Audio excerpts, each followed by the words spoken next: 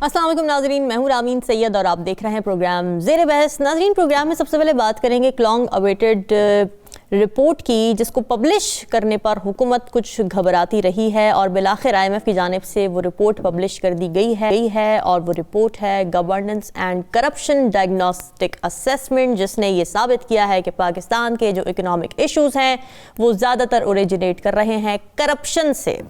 ये report IMF ने इसी साल जारी की है और इसके बगैर दिसंबर में जो पाकिस्तान के लिए $1.2 अरब की अगली किस्त आनी है वो नहीं जारी होनी थी, लेकिन अब पब्लिश कर दी गई है तो इसका रास्ता खुल जाएगा। रिपोर्ट में क्या कुछ है आपको इसके निकात बता देते हैं, फिर इस पर एनालिसिस लेंगे अपने तजियाकारों से। रिपोर्ट जनाब खुलकर ये कहती है कि पाकिस्तान की कमज़ोर मईशत का सबसे बड़ा मसला सिर्फ करेंसी या कर्ज नहीं है, बल्कि वो सिस्टमिक कमज़ोरियाँ हैं, फिर वेग फैसले हैं, सियासी मुदाखलत है, स्पेशल ट्रीटमेंट और इदारों की नाकामी है जो तरक्की की रफ्तार को मुसलसल रोक रही है। कुछ मसाइल की निशानदेही की गई। टैक्स निज़ाम गैर शफाफ, रियासती इदारे सियासी बुनियादों पर चल रहे हैं, पुरानी अदालती कवानीन सरमायाकारी को रोकते हैं, पब्लिक सेक्टर फैसलों में डिस्क्रिशन हद से ज़्यादा है और सबसे बढ़कर SIFC के फैसलों में शफाफियत का शदीद फुकदान नज़र आ रहा है। इस रिपोर्ट के मुताबिक IMF के मुताबिक असल मसला यह है कि पाकिस्तान में फैसले कवानीन पर नहीं होते, पसंद नापसंद और इख्तियारात के खेल पर होते हैं और जब तक मालूमात तक रसाई, शफाफियत और एहतसाब को बुनियाद नहीं बनाया जाता, 5 से 6.5% तरक्की का जो हदफ है, पाकिस्तान ने जो हदफ रखा हुआ है वो सिर्फ एक ख्वाब रह जाएगा इस रिपोर्ट के मुताबिक। इस रिपोर्ट के साथ 15 निकाती इस्लाहाती एजेंडा भी दिया गया है, सोल्यूशंस भी दिए गए हैं, जिसमें SIFC की शफाफियत, फिर माली डिस्क्रिप्शन पर पार्लिमानी निगरानी की बात की गई है, ई गवर्नेंस पर गैर ज़रूरी मराहत का खात्मा सजेस्ट किया गया है और एंटी करप्शन इदारों की मुकम्मल रीस्ट्रक्चरिंग करना शामिल है। तो सवाल अब ये कि क्या पाकिस्तान के पावर सेंटर्स वाकई अपने इख्तियारात छोड़ने को तैयार हैं, शफाफियत लाने को तैयार हैं? क्या शफाफियत के बगैर मईशत की बहाली मुमकिन है और क्या ये रिपोर्ट वाकई कोई बड़ा फैसला बदल सकती है, कोई पॉलिसीज़ पर में नज़र आ सकती है, या फिर सब कुछ एक बार फिर फाइलों में ही महदूद रह जाएगा? इसी पर बात करेंगे प्रोग्राम के पहले हिस्से में। मुझे ज्वाइन कर रहे हैं सीनाकार नजमू साकिब साहब, ज़फ़र हिलाली साहब और PJ मीर साहब, आप सभी का बहुत शुक्रिया। नजमू साकिब साहब, हमने सुना था कि पाकिस्तान का इकनॉमिक मसला जो है वो इसलिए है कि जी सैलाब आया हुआ है, पॉपुलेशन बहुत ज़्यादा है, फिर कर्ज बहुत ज़्यादा है, फिर पॉलिटिकल स्टेबिलिटी है, कोविड है, पता नहीं क्या क्या, ये यहाँ तो मसला करप्शन निकल आया। करप्शन होती क्या है, जरा पहले आम आदमी को ये तो समझा दें। देखिए, आम आदमी मुझसे और आपसे ज्यादा समझता है कि करप्शन क्या होती है। करप्शन की बहुत सारी किस्में होती हैं रामीन। अखलाकी करप्शन भी होती है। मॉनेटरी करप्शन को नॉर्मली हम लोग देखते हैं कि पैसे के साथ आप जो है वो करते हैं जो आपको नहीं करना चाहिए। तो इसमें वो जिस तरह यानी फर्ज करें कि अगर रात के कोई 2 बजे तक जो है वो अलगोर जीत रहा था और 3:30 बजे सुबह के जो है वो जॉर्ज बुश जीत जाता है, तो इसमें तो पैसे की कोई करप्शन नहीं है। तो कुछ इस किस्म की करप्शन भी होती है कि आप रिजल्ट ही करप्ट कर देते हैं। ठीक है, इन्होंने जो बात की है IMF ने, वो मॉनेटरी करप्शन की बात की है, पैसे की जो है ना वो करप्शन। देखिए, क्या ये आपके लिए या आपके जो लाखों देखने वाले 92 के हैं, क्या ये बात कोई हैरानी की है कि पाकिस्तान में करप्शन है? हैरानी किस चीज़ की है? हमें कोई हैरानी नहीं है। क्या ये कोई हैरानी की बात है कि जिस तर्ज हुकूमत गवर्नेंस की वो बात कर रहे हैं कि वो कमज़ोर है, ना सिर्फ कमज़ोर है बल्कि उल्टा पड़ता है, यानी उसमें बहुत सारी जो है वो चीज़ें ऐसी हैं जो कि नहीं करनी चाहिए हुकूमत को, जो कि वो कर रही है और उसमें मुलव्वस हैं। आपने एक लिस्ट गिनवा दी है कि जी ये उन्होंने कहा, ये उन्होंने कहा, ये उन्होंने कहा। हमारे वो दोस्त जो कहते हैं कि जी जरा दरिया को कूजे में बंद करें, उसमें सिर्फ 2 बातें हैं, 2 चीजें हैं बस, सीधी सीधी। पहली बात है कि मुल्क में करप्शन है और ऊपर से लेके नीचे तक करप्शन है, पहली बात। दूसरा, जो तर्ज हुकूमत है, जो आपकी गवर्नेंस है, वो निहायत कमज़ोर है, बल्कि नेगेटिव हो जाती है, ख़ास तौर पे जब आप FBR का चेयरमैन लगाते हैं या आप NAB का चेयरमैन लगाते हैं। भाई किसी किस्म की कोई ट्रांसपेरेंसी होती है, कोई हिसाब किताब होता है। फिर उसमें ये आता है कि जी आपने ये जो आपके जो सीनियर ब्यूरोक्रेट्स हैं, जिनके पास करोड़ों अरबों रुपए हैं बकौल शख्स से, तो वो कब लेंगे आप? और फिर ये जो आप हुकूमत पे खर्चे करते हैं, अपनी तनख्वाहें खुद ही बढ़ा लेते हैं। तो ये गवर्नेंस के मसाइल हैं, ये दो बातें। जी असली मसला ये नहीं है, ये तो हमें पता था। मसला क्या है जो आने वाला है अगले कुछ दिनों में। ऐसा भी हो सकता है खाकम बदहन कि आपकी मईशत का पहिया बंद हो जाए, इसलिए कि 1.2 बिलियन 1.2 अरब डॉलर की जो किस्त IMF ने जारी करनी है, उसमें उन्होंने कहा है कि 92 इस्लाहात लेके आए पहले। कितनी? 92 इस्लाहात। अच्छा, अब क्या है, इसमें से मैं आपको गारंटी देता हूं कि इन 92 इस्लाहात का हमें पहले भी पता था, और इन 92 में से शायद हम 2-3 के अलावा कुछ कर भी ना सकें, और इतनी देर में टाइम आ जाए हम करेंगे क्या? आइंदा आने वाले दिनों में आप देखेंगे कि वही होगा जो कि होता आया है। हो सकता है कि हमारे फाइनेंस मिनिस्टर जो सन ऑफ द सॉइल हैं, वो हो सकता है जाएं और जाके बताएं कि जी मुल्क में सैलाब आ गया था, हमने एक जंग लड़ी है, हम बहुत ज्यादा मुसीबत में हैं, हमारे वहाँ गुर्बत बहुत है, अब क्या करें? अब ये है कि किसी तरीके से इसको इस वक्त नहीं करते। हाँ, हमने नोट कर लिया, हम ये सारी इस्लाहात करेंगे, और जिस तरह से आप कह रहे हैं वैसे ही करेंगे। करेंगे कि नहीं करेंगे? अभी से ही बता रहा हूं, नहीं करेंगे। देखिए, मईशत का पहिया रुकता हुआ नजर आता है अगर IMF नहीं मान लेगा।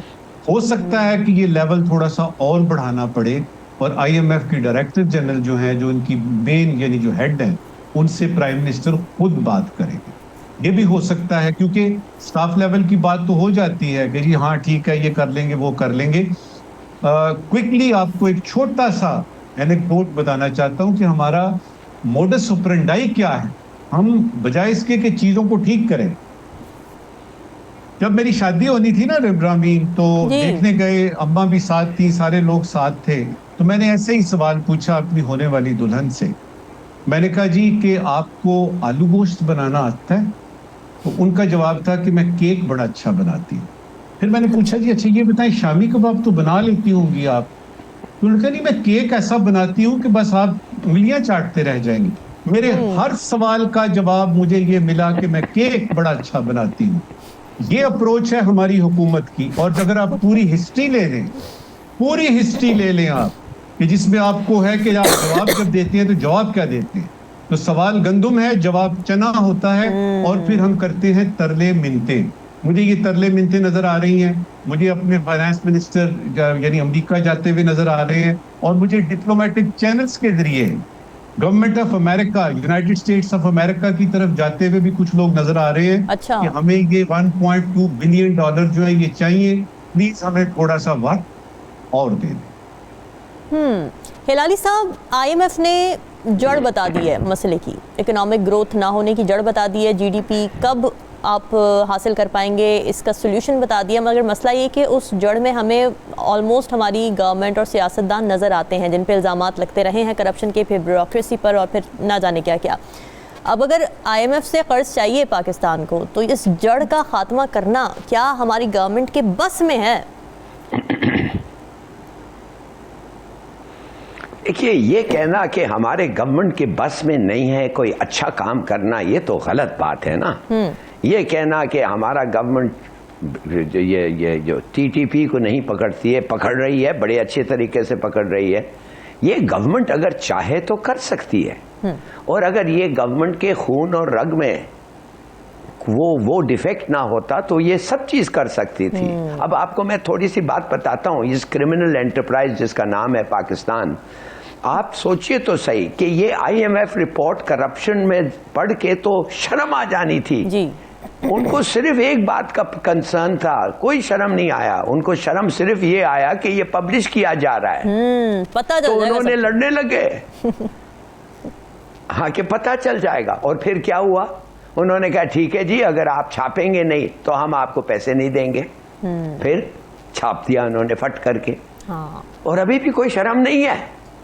अगर इनको शर्म आती, और शर्म होनी चाहिए, और जैसे आना चाहिए, हर कॉलेज और गवर्नमेंट इंस्टीट्यूशन में ये रिपोर्ट को कंपल्सरी रीडिंग करते, कहते सेमिनार्स होल्ड करो, और जब तक इस पे तुम लोग डिस्कशंस करते रहो एवरी वीक, जब तक ये खत्म नहीं हुआ, जब तक कानून नहीं आए, नॉट ओनली कानून के बनाए जाए, इम्प्लीमेंट किया जाए। मगर ऐसी देखिए, ये समझ नहीं रहे हैं वो जो लोग जिनको ये चीज पढ़ना है और जिनको who to take it to heart, यही आके हमारे सिविल सर्विसेज, यही आके हमारे पॉलिटिशियंस बनते हैं ना। तो इनको तो फिक्र नहीं है, जैसे क्या पता है नई चीज क्या है इसमें, सब जानते थे।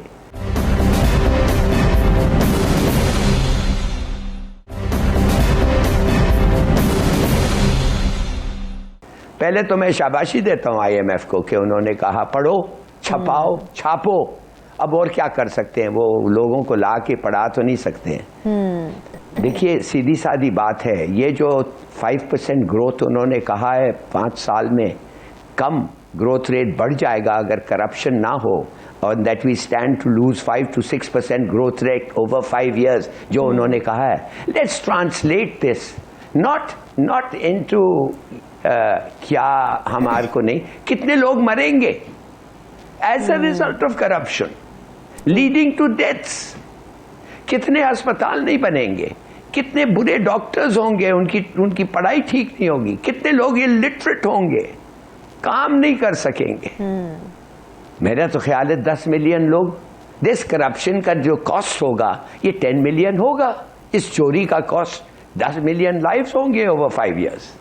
सोचिए तो सही, बेचारे गरीब इनोसेंट जिनका कुछ हाथ ही नहीं है इस काम में, वो मरेंगे, और इनको जो है वो हमारी एलीट को जो बैठी रही है उनको कुछ नहीं होगा।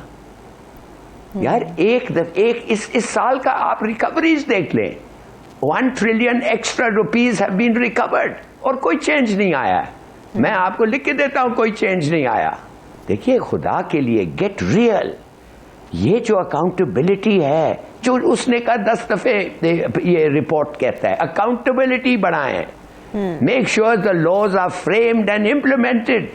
यस, वो कुछ नहीं हो रहा है, तो ऐसा ही चलता रहेगा, ऐसे ही मरते रहेंगे, ऐसे ही ग्रोथ रेट होगा। अब हमारे रीजन में Ramin, every country is better of than us, वो एक्सेप्ट फॉर अफगानिस्तान।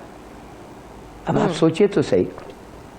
नहीं तो इन ममालिक में, जिन ममालिक की आप बात करें, इनमें करप्शन नहीं हो रही इसलिए वो बहुत आगे हैं। हाँ, रैबिड करप्शन नहीं है, राइफ नहीं है, हर चीज में नहीं है। हर रोज आपको कोई बिजनेसमैन से बात करें, वो कहेगा यार ये देखो कितना हो गया, इतना देना पड़ा इसको, इतना देना पड़ा उसको, इतना देना पड़ा उसको। ये नहीं है, ठीक है करप्शन, मगर फिर भी कुछ ना कुछ चल रहा है, यानी खाते हैं तो लगाते भी हैं, वही वाला नैरेटिव आ जाता है। नजमुल साहब आप कुछ कहना चाह रहे हैं? मैंने मीर साहब की तरफ जाना। जी बस जी मीर साहब से जरूर आप सुने, क्योंकि उनको बहुत ज्यादा पता है, अंदर की खबरें आपको वो देंगे। देखिए ये कहना कि पाकिस्तान जो है वो इस पूरे इलाके में, यानी आपके साउथ एशियन रीजन में सबसे ज्यादा करप्शन हमारे पास है, हमारे अंदर होती है, सिवाय अफगानिस्तान के। हिंदुस्तान में करप्शन का जो लेवल है, जो उसका कोलोसल लेवल है, वो पाकिस्तान से कहीं ज्यादा है। उसका अंदाजा इस तरह से लगाइए कि हिंदुस्तान में हर रोज तकरीबन 421 लोग भूख की वजह से मर जाते हैं। वहां के स्लम्स में जाके देखिए, उनको देखिए, उन लोगों के साथ ये दलित जो हैं इनके साथ सलूक क्या करते हैं।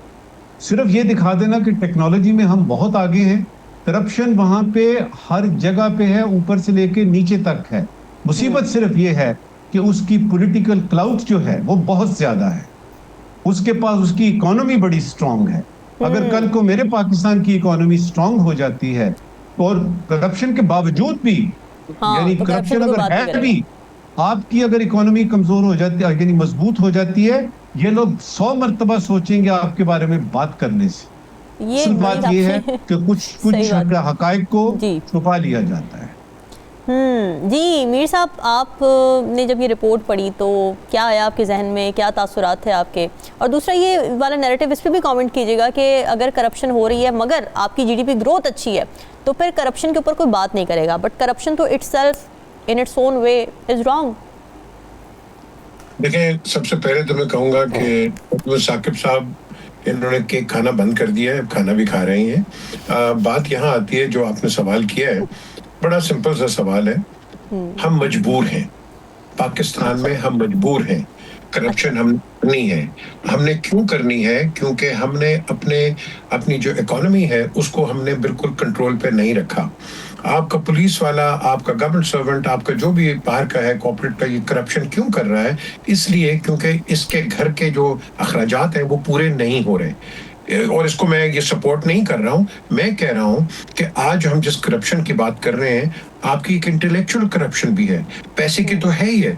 अगर आप काम नहीं कर रहे किसी इदारे के अंदर और एक बेईमानी से आप काम कर रहे हैं, ये भी करप्शन है, ये सबसे बड़ी करप्शन है। तो हमारे पास हर किस्म की करप्शन मौजूद है।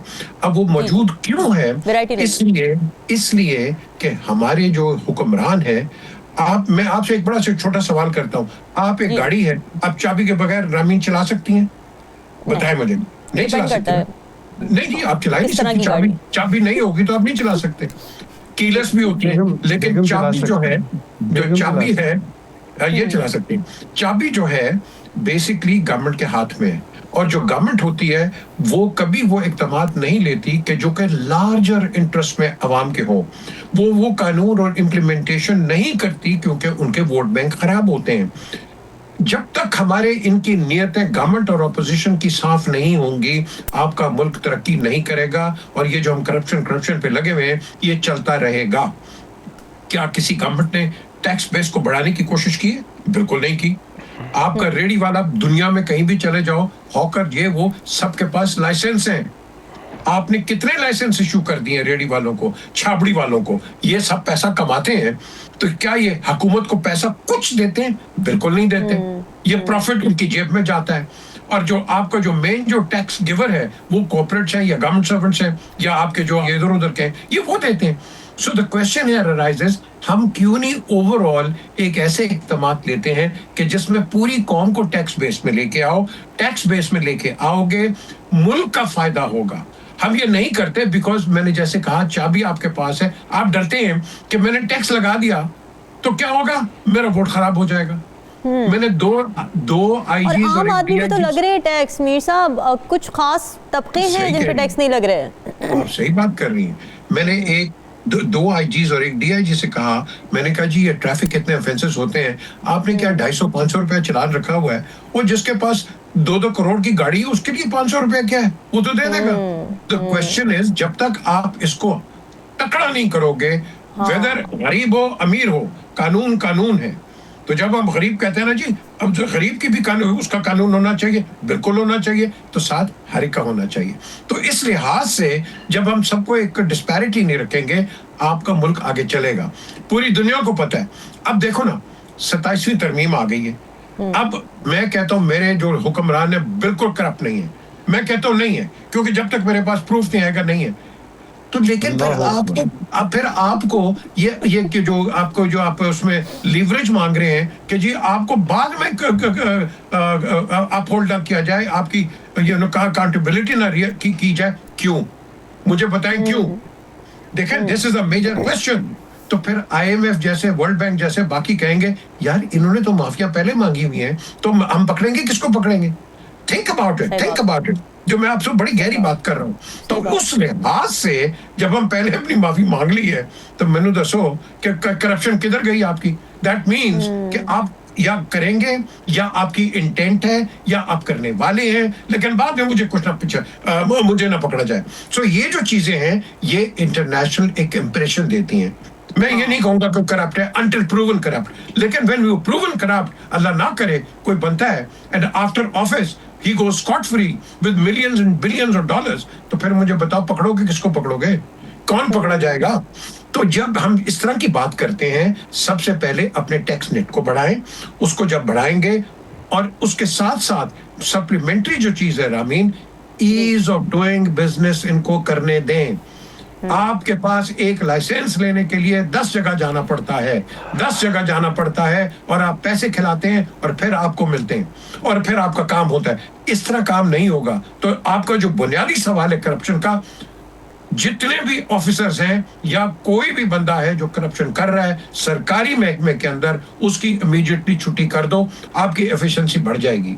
हमारी जो नई खेप आ रही है, बड़े इंटेलिजेंट बच्चे आ रहे हैं, बच्चियां आ रही हैं, and they are doing good.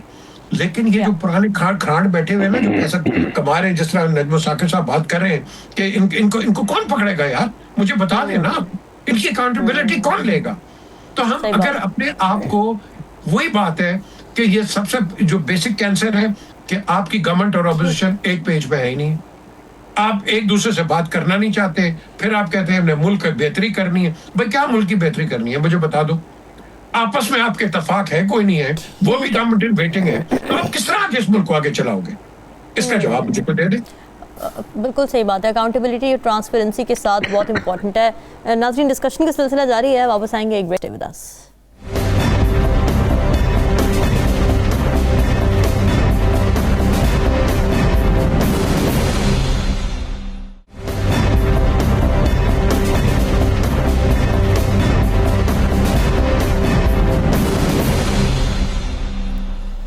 Welcome back ji. कुछ जो हम बात करने जा रहे हैं वो दिलचस्प भी है, चुपती हुई भी है, क्योंकि जब सब सच सामने आ जाता है तो फिर बड़े बड़े जो दावेदार होते हैं, गीदड़ पपकियाँ दे रहे होते हैं, उनके चेहरे कुछ उतर जाते हैं। वही भारत जो खुद को खित्ते का दादा समझता था, चौधरी समझता था, अमेरिकी कांग्रेस को जमा करवाई गई ताज़ा रिपोर्ट ने उसकी 4 रोज़ा मई की जो मुहिम जोई था वो उसको पूरा पोल खोल कर रख दिया है। ये report US China economic and security review commission ने जमा कराई, जिसमें साफ लिखा हुआ है कि पाकिस्तान ने मई की झड़प में भारत को हरा कर दिखाया, और वो भी चीनी हथियारों के कामयाब इस्तेमाल के साथ। यानी जो एक नैरेटिव था मोदी का कि जी हमारा ऑपरेशन सिंदूर बड़ा कामयाब हुआ है और ऑपरेशन सिंदूर 2 हम लॉन्च करने जाएंगे, और उस सारे नैरेटिव की धज्जियां उड़ गई हैं, क्योंकि अब इंटरनेशनली भी वैलिडेट कर दिया गया है पाकिस्तान की डिफेंस विक्ट्री को। 7 मई को ये लड़ाई शुरू हुई थी जब भारत ने मकबूजा कश्मीर में एक हमले का इल्ज़ाम बगैर सबूत पाकिस्तान पर थोप दिया था, और फिर जल्दी में पंजाब और आज़ाद कश्मीर पर फ़ज़ाई हमले किए थे। नतीजा क्या हुआ था कि 4 दिन बाद ही अमरीकी मुदाखलत से जंगबंदी हुई और भारत का गुरूर खाक में मिल गया था। खाक में गुरूर मिला आज एक बार फिर, जब दुबई एयर शो में डिफेंस सिस्टम्स मुख्तलिफ ममालिक के जलवागर हो रहे थे। उसमें एक जेट था इंडिया का, मेड इन इंडिया, जिसका नाम था तेजस। उसने फ़्लाइट ली और फ्लाइट लेने के बाद वो ज़मीन पर गिरा, ज़मीन बोस हो गया, और फिर हमने धुएं के बादल देखे चारों तरफ, और एक बहुत ही एम्बैरेसिंग सिचुएशन थी। पीजे मीर साहब, कितनी बड़ी इंटरनेशनल लेवल पर ये एम्बैरेसिंग सिचुएशन है कि एक तो यूएस की रिपोर्ट आई है सामने, जिसमें वाज़े तौर पे ये पता चल गया कि भारत को शिकस्त हुई पाकिस्तान के हाथों, और फिर डिफेंस सिस्टम को आज एक और धचका लगा जब दुबई एयर शो में भारत का लड़ाका तैयारा जो मेड इन इंडिया के टैग के साथ आया था वो गिर कर तबाह हो गया। How embarrassing is that, and इसकी इम्प्लीकेशंस क्या होंगी? देखें, ये जो एयर क्रैशेस होते हैं ये हर जगह हो जाते हैं, There's nothing big about it. ये चीजें चलती रहती है, हमारे भी क्रैश हुए, इनके भी होते हैं, अमेरिकन भी करते हैं, हर बंदा करता है। So that is not the issue. The issue is कि ये जो एक परपेचुअल डिनाइल के अंदर हैं, और जिस तरह के आप हिंदुस्तान की औरतें कह रही हैं कि आप सिंदूर का नाम लेके और पाकिस्तान के साथ आपने लड़ाई की है, क्या आपने हमारे सिंदूर की इंसल्ट कर दी? ये भी देखें। और इनकी जो अंदर की ऑपोजिशन है इनके साथ, इनका तो ये ऑपरेशन सिंदूर नहीं था, ये ऑपरेशन तंदूर था। इस तंदूर के अंदर ये खुद ही ये भूल गए हैं। अब ये डिनाइल पे हैं। राहुल गांधी बार बार इनके असेंबलीज में कहता है भाई आप बताओ कि आपकी जंग जो है वो डोनाल्ड ट्रंप ने प्रेसिडेंट ने कराई है, वो जवाब नहीं देते आगे से। बात यह है कि इनकी आपस में लड़ाइयाँ शुरू हो गई हैं, इनके डिफरेंस ऑफ ओपिनियंस काफ़ी बहुत स्ट्रांग हो गए। अभी बिहार के अंदर जब राहुल गांधी गए हैं, आपने इनका सुन लिया कि किस तरह की उन्होंने स्पीचेस किए इनके मुतालिक। लेकिन ये जो बुचर ऑफ गुजरात है 2006 के अंदर जो उन्होंने किया है, वो बुचर का माइंड चेंज नहीं हुआ।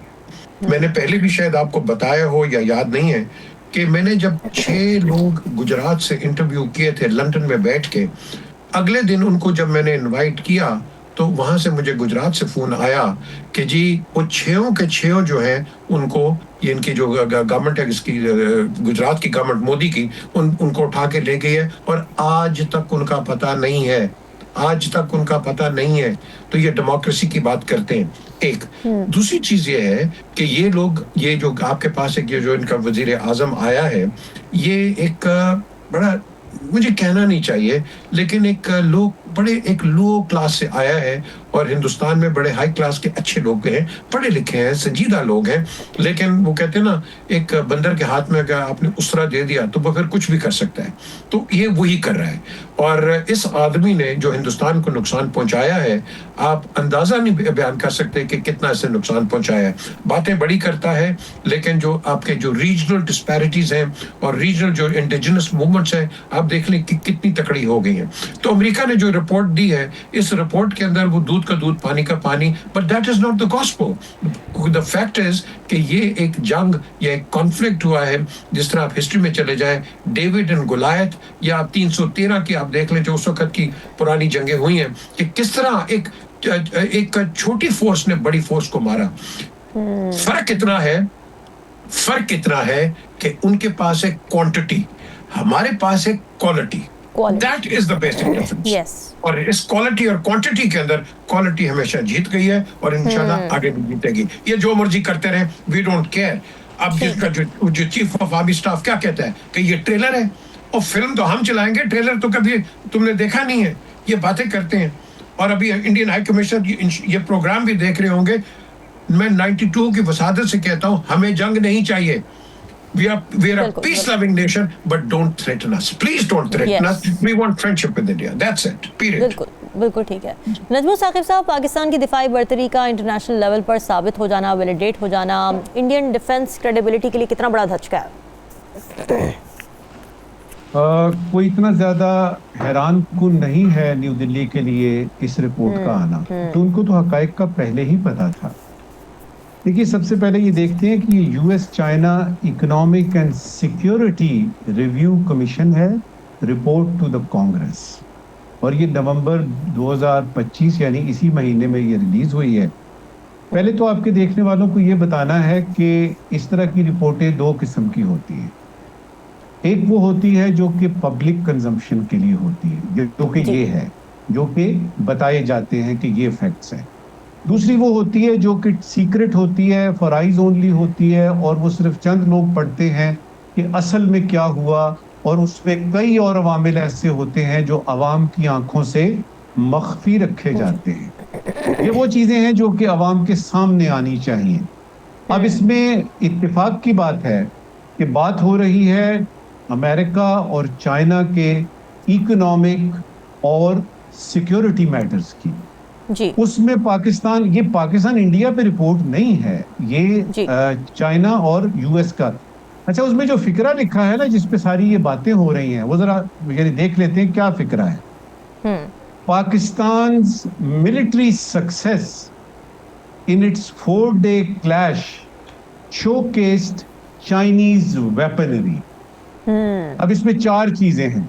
पहली चीज ये है कि पाकिस्तान की मिलिट्री सक्सेस हुई, ये पहली बात है जो बड़ी जरूरी है। दूसरी ये है कि इसमें 4 दिन का जिक्र करके, क्लैश का जिक्र करके बताया गया कि ये वही ऑपरेशन सिंदूर और आपका बुनियानुल मरसूस है, मार्का हक है। जी। तीसरा ये है कि इसमें शोकेस किसने किया? चाइना ने, यानी चाइना पाकिस्तान के पीछे था। और आखिरी ये है कि चाइनीज वेपनरी जो है, उसमें लिखा हुआ इसी रिपोर्ट में कि पहली दफा है कि चाइना ने अपनी वेपनरी जो है वो एक तरह से प्रैक्टिकल लेवल पे आके इस्तेमाल करके उसको देखा है कि इसके क्या नतीजे निकलते हैं। उसमें आपका HQ-9 एयर डिफेंस सिस्टम है, PL-15 है, J-10 फाइटर आपके एयरक्राफ्ट हैं, और बताया गया है कि 2019 से 2025 तक, 2019 से 2025 जून तक ये सारी जो है ना खरीदो फरोख्त हुई है और बातचीत हुई है साइनो पाकिस्तान, यानी पाकिस्तान और चाइना के दरमियान। और इसी में लिखा हुआ है, यानी हमें पता है कि 20% इजाफा होगा। ये जो जून तक है ना, 2025 तक, आइंदा आने वाले, अब ये तखमीना लगाया गया है कि ये 20% तक होगा। अच्छा। तो बात तो तय हो गई। पहली बात ये तय हुई कि इस मार्का हक में पाकिस्तान की जीत हुई। दूसरा ये हुआ कि अगर पाकिस्तान की जीत हुई तो हार किसकी हुई? इंडिया की हार हुई। अब वो ये नहीं कह सकता, वो जो उन्होंने 15-20 दिन पहले यानी बाद में या 3 महीने बाद में उधर से कोई डिफेंस का बंदा या उनका आर्मी चीफ कहता है जी हमने ये कर दिया वो कर दिया। अब ये बिल्कुल रोज़े रोशन की तरह आया हो गया कि ये जो मार्का हक था, जो उन्होंने ऑपरेशन सिंदूर शुरू किया, हमने बुनियानुल मरसूस किया और शिकस्ते फाश हुई। बाकी रह गया चाइना का। चाइना और अमेरिका के जो आपस के मामलात हैं सिक्योरिटी के, चाइना और अमेरिका के जो इकोनॉमिक मसाइल हैं, ट्रेड के मसाइल हैं, वो हमें चाहिए पाकिस्तान में रहने वालों को वो उनको डील करने दें, हमने उसमें नहीं आना।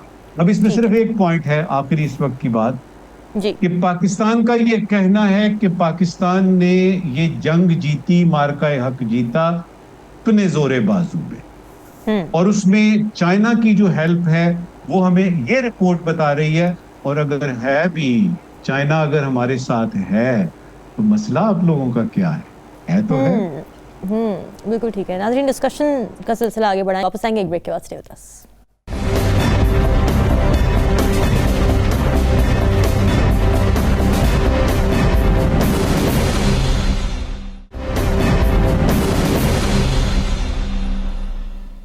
वेलकम बैक जी। ह्यूमन ट्रैफिकिंग 21वीं सदी का एक बहुत बड़ा मसला है और इसे जदीद गुलामी भी कहा जाता है। 1 अक्टूबर 2025 को एक रिपोर्ट जारी हुई अमेरिकी स्टेट डिपार्टमेंट की तरफ से, जिसने ये बताया कि पाकिस्तान उन ममालिक में शामिल है जो इंसानी स्मगलिंग के खात्मे के लिए कोशिशें तो कर रहे हैं मगर अभी तक आलमी मयार पर पूरा नहीं उतरते।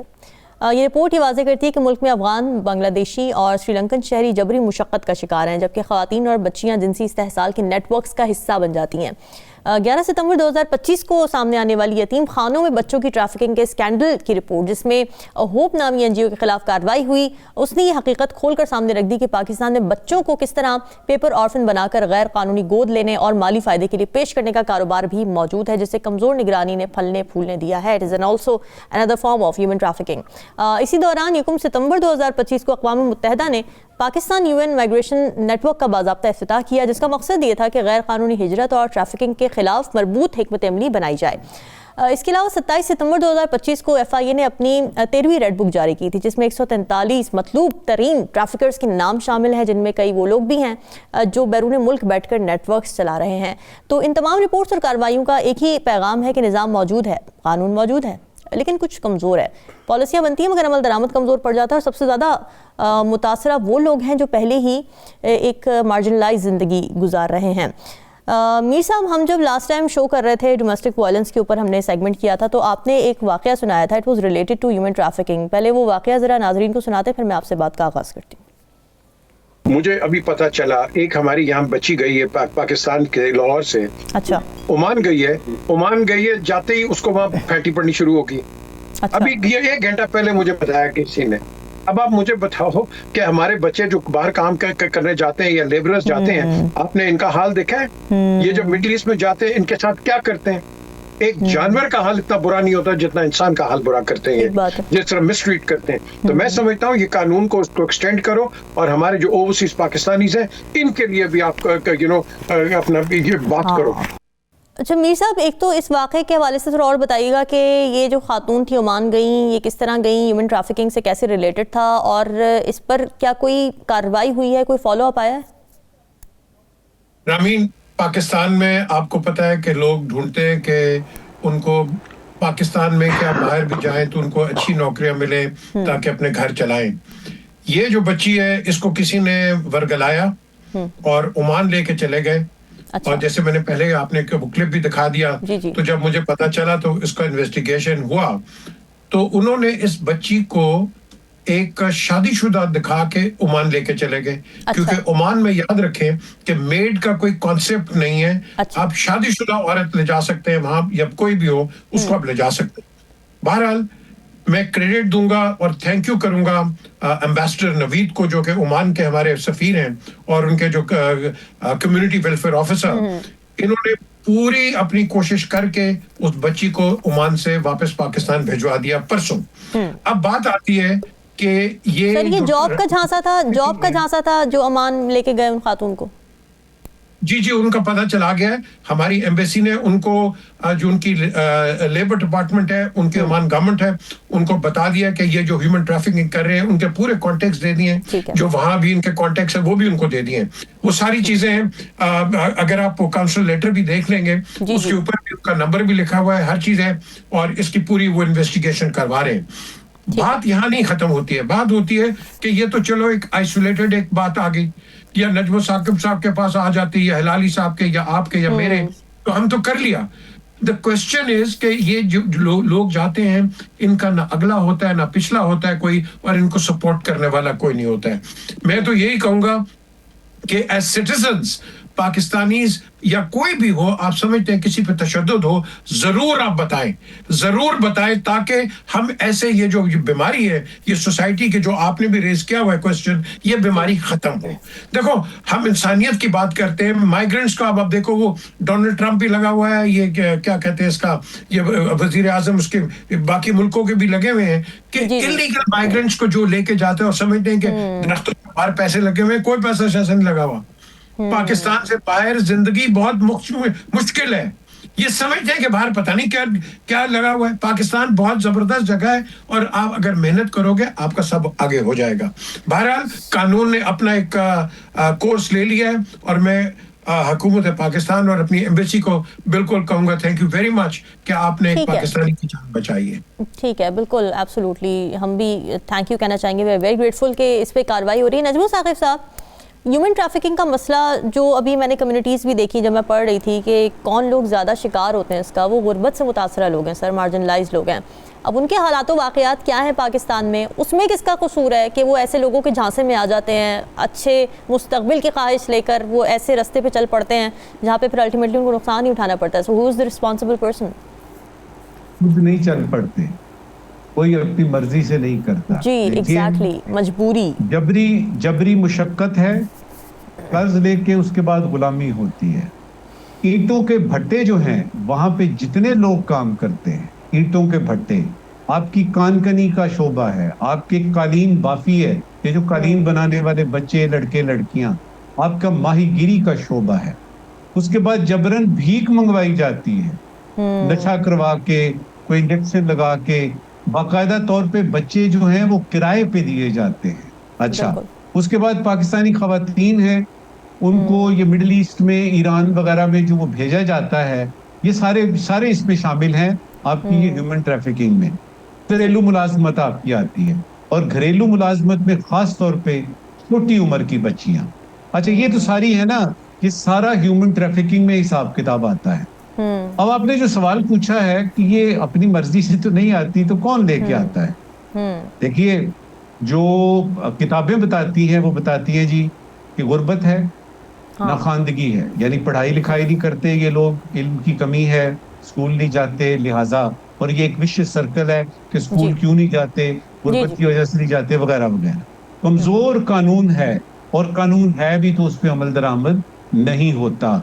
फिर उसके बाद बहुत सारे पनाहगुज़ीन आपके यहाँ पे रेफ्यूजीज हैं, उनकी वजह से बहुत सारे मसाइल पैदा होते हैं। फिर आपकी मुआशरती डिस्क्रिमिनेशन, इस वक्त की आखिरी बात, मेरे नजदीक 4 वजूहात हैं इसकी। पहली वजह है गुर्बत, दूसरी वजह है गुर्बत, तीसरी वजह है गुर्बत, और चौथी है नाइंसाफी। ये 4 चीजें बता रहा हूं जिसमें गुर्बत सबसे ज्यादा है। इसके अलावा, और जब तक ये गुर्बत आपकी खत्म नहीं होगी, एक होता है हम जी बड़ा पॉवर्टी एलिविएट कर रहे हैं, जी। बचपन से सुनते आ रहे हैं, पॉवर्टी एलिविएट का मतलब पॉवर्टी एलिमिनेशन नहीं होता। हम गुर्बत को कम कर रहे हैं, वो आप तो कम नहीं कर सके, कैसे करेंगे? और जब तक गुर्बत खत्म नहीं होगी, ये नाइंसाफी चलती रहेगी, ये बच्चे बच्चियां इसी तरह से। एब्सोल्युटली। हिलाली साहब, ह्यूमन ट्रैफिकिंग तो मसला है, लेकिन वो क्यों मसला बन रहा है? ह्यूमन ट्रैफिकिंग क्यों हो रही है? गुर्बत की वजह से हो रही है। उसके लिए गवर्नमेंट क्या कर रही है? ह्यूमन ट्रैफिकर्स को तो पकड़ रहे हैं, कार्रवाइयां कर रहे हैं, but what are they doing about the real root cause? अगर कुछ करते तो ये जो ट्रैवल ये जो लोग फैसिलिटेट करते हैं उनको, वो पुलिस में नहीं होते, वो अथॉरिटी में नहीं होते, वो बॉर्डर जो हमारा है ईरान और अफगानिस्तान का, वो कुछ इनके कंट्रोल में होता, वो स्मगलिंग नहीं होती, जो बिलियंस ऑफ डॉलर्स जो स्मगल हो रहे हैं, जो इस वक्त हो रहे हैं, हालांकि बॉर्डर बंद है, वो भी नहीं होता। देखिए, सीधी सादी बात यह है कि एडमिनिस्ट्रेटिव कंट्रोल अगर हो ठीक से, और लोग आर नॉट करप्ट, जैसे वो पहला सब्जेक्ट था हमारा, ये सब बहुत कम हो जाएगा। हाँ, गुर्बत is a factor, absolutely a factor, मगर अब क्या करें, जिधर गुर्बत है उस किस्म के लोग निकलते हैं। देखिए, मैं तो कहता हूँ कि गवर्नमेंट थोड़ा कंसंट्रेट करे हमारे एम्बेसीज पे, उनको थोड़ा इख्तियार दें। मैं आपको एक मिसाल देता हूँ। मैं जब इटली में था तो जब मैं टूरिन और मिलान जाता था तो मुझे लोग आते कहते थे कि जी 2 दिन लगते हैं हमें पासपोर्ट रिन्यू करने के लिए पाकिस्तान की एम्बेसी से। हम उधर आते हैं, 1 दिन लगता है, 6 घंटे का ट्रैवल है, फिर 6 घंटे ठहरो, फिर आपके पास जाओ, फिर हर डॉक्यूमेंट पेश करो, ये वो, तो खुदा के लिए सर कुछ करें। तो मैंने कहा ठीक है, मैं करूंगा, मैंने वादा कर दिया उधर ही, मैंने कहा मैं करूंगा, तुम मत आओ, हम आएंगे तुम्हारे को ये देने के लिए। अच्छा।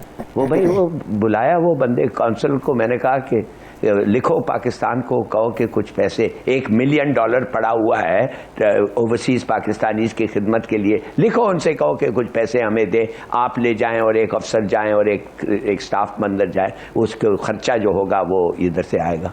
उन्होंने कहा इजाज़त नहीं है पैसे के इस्तेमाल करने के लिए। मैंने कहा मैं तो अपना अभी वादा करके आ गया हूँ, लिहाजा फिर मैं तनख्वाह से दूंगा या हमारे, तो मैंने उनको बुलाया, मैंने कहा अगर आप कंट्रीब्यूट करना चाहते हैं, you are welcome, if you are not willing to contribute, मैं अपने अलाउंसेस से भेजूंगा। और वही हुआ, उन्होंने भी कुछ कंट्रीब्यूट किया, हम एक लोगों को भेजे, वो बड़े खुश हो गए, कहने लगे जी 2 दिन हमारा तनख्वाह बच गया, 2 दिन हमें चलना नहीं पड़ा। और एक पाकिस्तानी जिसके पास खासे पैसे थे उधर, बड़ा अच्छा पाकिस्तानी, एक ऑनररी इन्वेस्टमेंट काउंसलर भी था हमारा, उसने उनके कुछ खर्चा वर्चा दिया to meet. You got to have, देखिए ये जो लोग ना कह देते हैं ना घर बैठ के, उनको पता नहीं है क्या हो रहा है। लेट दी, अगर आपका एम्बेसडर एक्स्ट्राऑर्डिनरी और प्लेनिपोटेंशियरी है, प्लेनिपोटेंशियरी के माने वो ट्रीटी साइन कर सकता है आपके लिए, तो भाई give him some power. Right, करो कि उधर के लोग जो आपके अपने लोग हैं उनको जाके कुछ करें, कुछ नहीं। ये सेम ये प्रिजनर्स के साथ यही होता है। उधर उन्होंने जाके सार्डिनिया में पाकिस्तानियों को पकड़ा, कहा ये दहशतगर्द है, ये मैं बात कर रहा हूँ 9/11 का वक्त, ये दहशतगर्द देखिए पकड़े गए। उधर का पुलिस चीफ जो है वो प्रमोशन चाहता था, यही हुआ। It has to be a multi approach. ठीक है जी, मीर साहब कुछ कहना चाह रहे हैं, जल्दी से कहिएगा। मैं ये कहना चाहूंगा जी कि यहाँ मैं क्रेडिट दूंगा जो इंटीरियर मिनिस्टर है मोहसिन नकवी, कि उन्होंने नादरा को और जो पासपोर्ट सिस्टम है पर्टिकुलरली लंदन एम्बेसी के अंदर आउटस्टैंडिंग फैसिलिटेशन क्लास 1, और ये जो चीज है ये बेहतरी आ रही है। बिल्कुल जो बात कर रहे हैं हिलाली साहब, हम इम्प्रूव कर रहे हैं और भी करने की जरूरत है, बट वो कहते हैं ना हम सब उम्मीद से हैं। ठीक है जी, नजमुल साकिब साहब आज के सवालात। शुक्रिया रामीन। पहले जरूरी सवाल, एक वफाकी वजीर ने फरमाया है कि पाकिस्तान आलमी तन्हाई से निकल आया है और अब आलमी तवज्जो का मरकज बना हुआ है। जरूरी सवाल ये है कि आप आलमी तवज्जो का मरकज बन गए हैं तो क्या लगे हाथों मुल्क पर अरबों डॉलर के कर्जे ना उतार लें, अगर आपकी इजाजत हो तो। Very important. आज का गैर जरूरी सवाल, खबर मिली है कि मिस यूनिवर्स के 2 जज हजरात ने मुकाबला हुस्न से चंद रोज पहले इस्तीफा दे दिया है। गैर जरूरी सवाल ये है कि मिस यूनिवर्स के ये जो 2 जज हजरात थे जिन्होंने इस्तीफा दिया है, क्या रिटायरमेंट के करीब थे या फिर इन्होंने भी ज़मीर की आवाज पर लब्बैक कहा है? नाज़रीन, सवाल आपके जा रहे हैं, फीडबैक जरूर दीजिएगा। हमें दीजिए इजाजत, अल्लाह हाफिज।